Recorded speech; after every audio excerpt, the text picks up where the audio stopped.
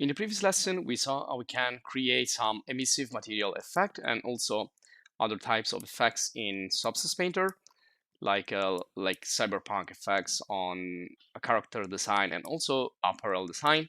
And how we can use again the projection tool or the stencil or the alpha effects to apply some graphics like tattoos and things like that. And also we rendered the image. We start to render the image, and here we can set up also the environment. So if you click here, you can change the environment. So I've chosen like a darker environment here to test the emissive material. And you can also change the environment exposure to change the brightness of the overall lining of the scene. Now we're going to come back to this panel where you have cameras and other settings for the rendering later on.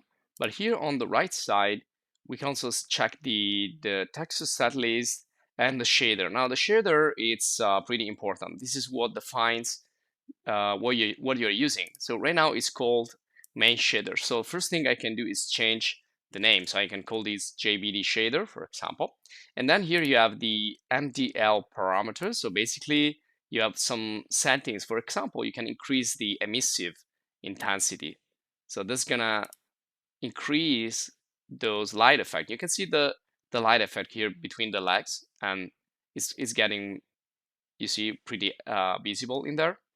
And then you have a lot other settings here. You have a lot of settings about like opacity or index of refraction, and then you have like the possibility to enable the translucency effects with you know, transparency or subsurface scattering. So these are kind of more advanced effects that you can activate or not into your shader. So this is kind of customizing your shader essentially. And then you have other layers like a coat layer. And down here at the end, you have also displacement and tessellation. Now, this is working with the parts of the object, or the character, or the product, or the apparel that have like parts that are carved or like extruded on the surface. So if I go here, you can see the displacement effect now it's on, and it's using the height channel. And you can use displacement or height. You can change this. Well, let's first increase the scale. So you can see if I increase the scale, I'm gonna have this really weird effect. So be careful not to increase it too much because it's actually extruding. And some parts are going one way, some parts are going the other way. So, well, first of all, try not to exaggerate too much with this effect. So let's make like 0.01. So it's really low like this, so we can see better. And then you can see it's kind of, again, extruding those parts or pushing them inside or pulling them outside.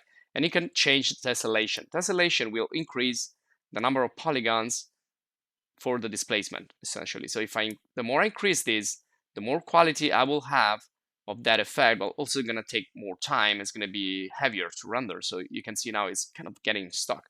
So if it's getting stuck, you can try to do this not here in the interactive rendering mode, but perhaps on the standard working mode. So we can see it's slowly improving the effect. Now we can see better all those shapes that have been extruded. So displacement, it's a really cool effect, but it's gonna take, you know, its toll on the overall performance. So it's gonna really slow down everything. So be careful there to increase too much the tessellation, and you can also disable if you want the displacement effect.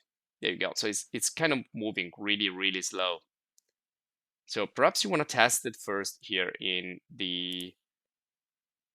this other mode. So I just went back to this painting mode or standard render mode, and here we can go back again to the shader, and we can try to enable and disable the effect, and perhaps decrease the scale and the subdivision. So you can see the difference here now is pretty visible. And you can see if you don't have any source from the displacement channel, it's not going to work. So it's going to use the height that we define in the height channel.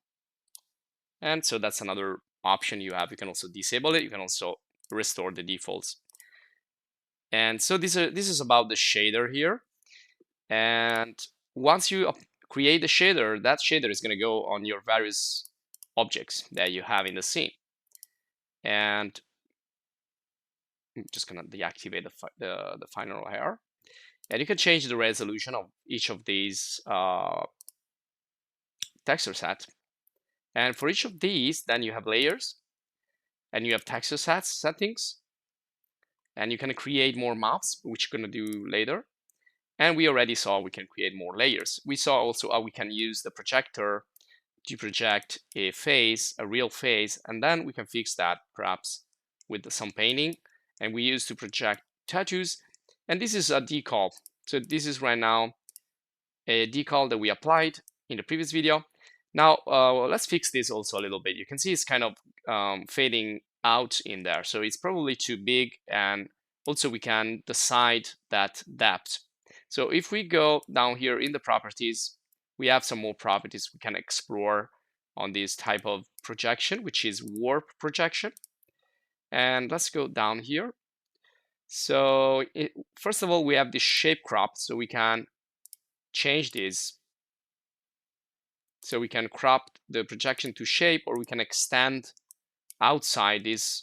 You can see here this kind of square shape. And then we have the depth. So we can also make it more depth. But you can see that the more you go on the side, the more it's going to stretch. So probably, well, you don't want to do that always. Now let's move this a little bit on the side so we can see better. So you can see how it's going to stretch until it goes like on the other side eventually. And then you have the depth calling.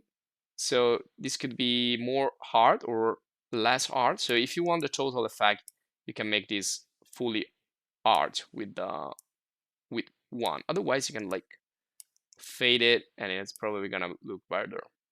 And then you have the tiling, rotation. We already know how to work with that. So you can see that if it's gonna extend, doesn't matter what the limits are here. And then you have offset, rotation, scale. We already talked about those.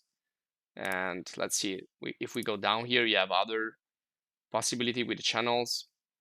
And we are using now the opacity as a mask.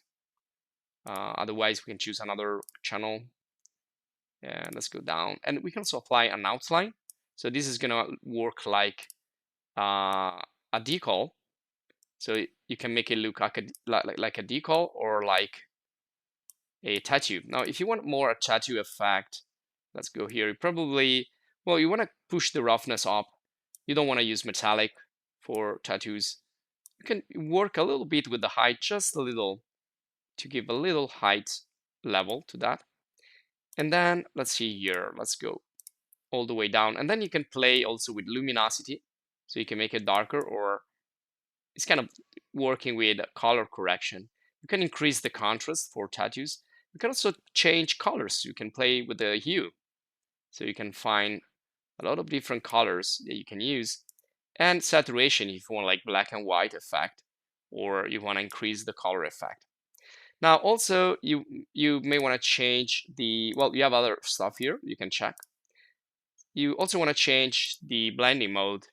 So if I select the various blending modes, probably this one is going to be better because it's not gonna show the white part. So it's going to change that into the skin. So it's going to be like the white is going to be transparent essentially. So it's going to look more like a tattoo. We can also work with the tools that we have up here, which are pretty similar to the ones that we already saw.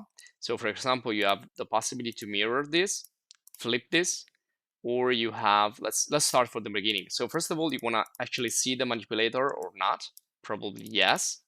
And don't forget that you can also work in this other view. So you can see there you go, that's the object right there. So you can see how it's gonna look like also in there. And here we can change the manipulator size, the grid steps and the angle steps. This is for like snapping. And then you have the possibility to the transform warp.